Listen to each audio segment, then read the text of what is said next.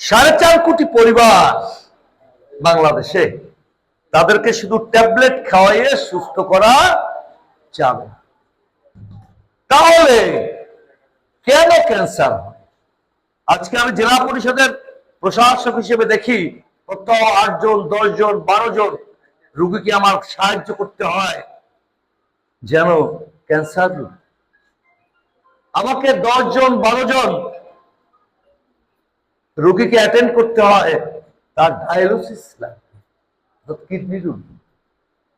প্রচুর বয়স্ক মায়েরা উপস্থিত হয়, তাদের অনেক রকম জটিল রোগ। মধ্যবিত্ত নিম্নবিত্ত পরিবারটি ধ্বংস হয়ে গেছে ডাক্তারের ফিস আর ঔষধ কিনতে।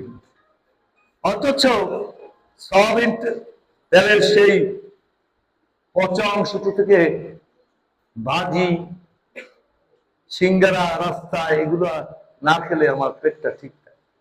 আজকে তোমাদের ক্লাসে আমি গুড ফুডের ব্যাখ্যা দিয়েছি এরকম, যা দ্রুত পচনশীল। তোমাদের জন্য একজন ম্যাডাম আছেন, তোমাদের সাথে কথা বলবে, তোমাদের লাইফস্টাইল সম্পর্কে বলবে। কিন্তু মায়েরা, স্থানের আমাদের সদস্য সচিব সাহেব বলেছেন এই স্থানে একটু আমাদের পরিবারগুলো একটু নিম্ন আয়ের, কিন্তু পরিশ্রম কারণ এবং সাহসী। কারণটি হলো একটা বড় অংশ সমুদ্রের ঢেউয়ের সাথে যুদ্ধ করে আমরা জীবন জীবিকা আমরা গ্রহণ করি। আজকে সেই যুদ্ধবাজ মানুষগুলোর পরিবারটি সুস্থ থাকবে, আর সুস্থ থাকতে হলে আমার জীবনযাত্রা পরিবর্তন। আমাদের ঘোষণা, কোনো ব্যক্তিকে এভাবে শেষ হয়ে যেতে দেওয়া যাবে না।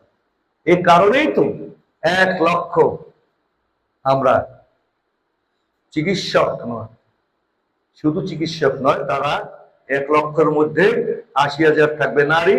তারা যেমন প্রেসক্রিপশন করতে পারবে, সাথে সাথে তারা তোমার জীবনযাত্রা বলে দেবে। তুমি কি খাবে, তুমি কিভাবে চলবে, কিভাবে চললে সুস্থ থাকা যায়।